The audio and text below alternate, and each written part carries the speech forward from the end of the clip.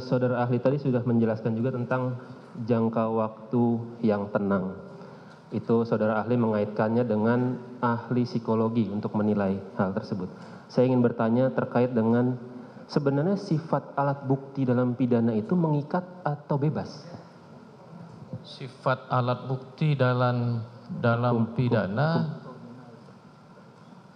tidak bisa saya menjelaskan itu. Apakah seorang hakim harus terikat dengan... Tidak.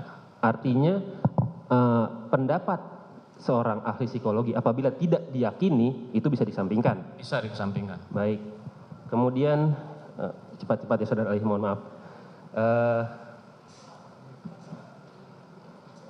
Bisakah dalam khasanah hukum yang saudara ahli pahami dan ketahui, kita itu faktual secara empirik itu ada hakim atau pengadilan yang memutuskan seseorang bersalah 340 tanpa mengetahui motifnya. Karena memang ini sudah digali segala macam cara tapi tetap tertutup. Apakah ada dalam khasanah hukum saudara ahli itu terbukti tanpa diketahui motif yang sebenarnya? Saya belum membaca ada putusan terkait hal-hal yang seperti itu, tapi menurut keyakinan saya tentu ada putusan-putusan yang seperti itu. Oke. Ada. Karena seperti saya katakan tadi, soal motif ini kan debatable. Debatable itu tidak hanya secara akademik, tapi dalam tataran praktik juga menimbulkan kondisi yang cenderung diperdebatkan. Saya lanjut ke pertanyaan berikutnya. Saudara ahli pernahkah mendengar satu adagium terkenal dari Sacipto Raharjo mengatakan janganlah prosedur mengalahkan substansi? Pernah mendengar? Bisa jelaskan maknanya itu apa?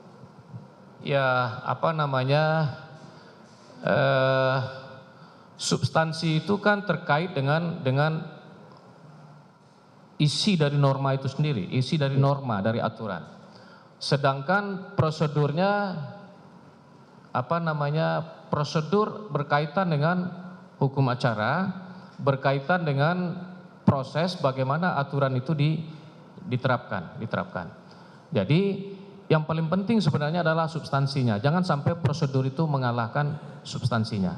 Baik. Kalau memang seperti itu, saya ingin bertanya, berarti pandangan Prof. Cip itu lebih ke substansialnya ya? Ya.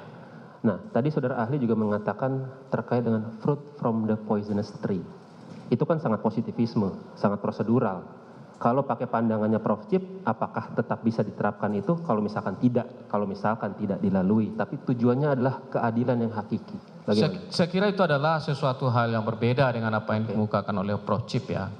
Karena kita memaknai 183 itu ya, bahwa prinsip minimum alat bukti itu ya, 184 tentang alat bukti yang sahnya alat bukti itu yang pertama harus dilihat dari segi substansi bukti itu sendiri. Kemudian maksudnya cara perolehan bukti kan ya. Yang kedua cara dengan mana bukti itu diperoleh.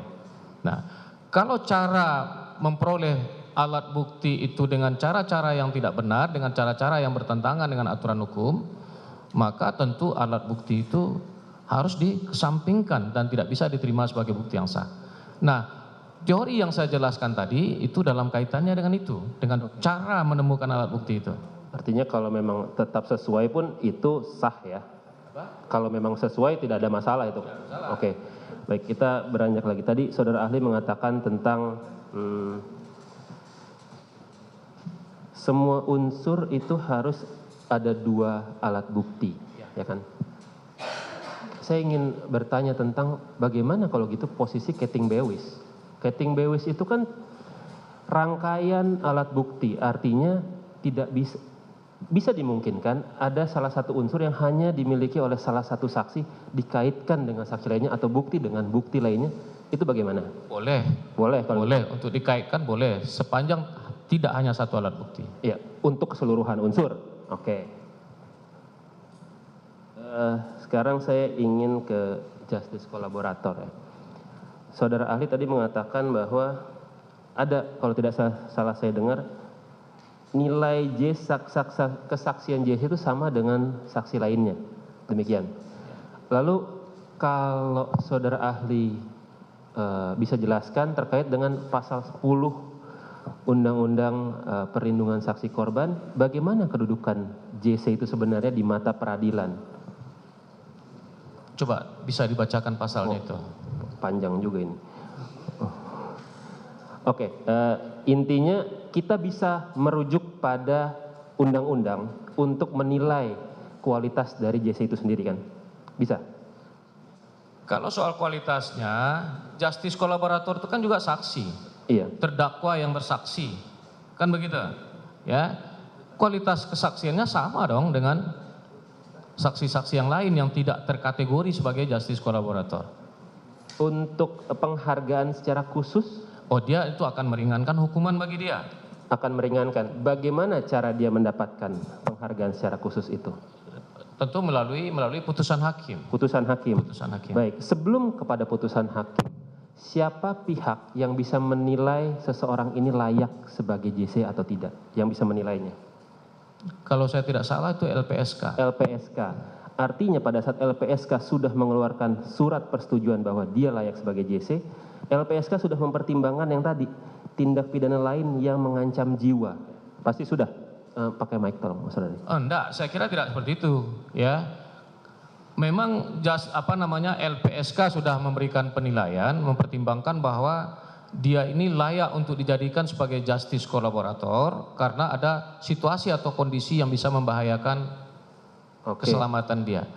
Tapi yang menentukan tetap yang mulia majelis hakim. Artinya, apakah ini layak apa tidak? Iya, ada tahapan tapi kan ada tidak. Tahapan. Artinya LPSK punya kewenangan itu di awal. Iya. Setelah itu majelis hakim lah yang akan menentukan.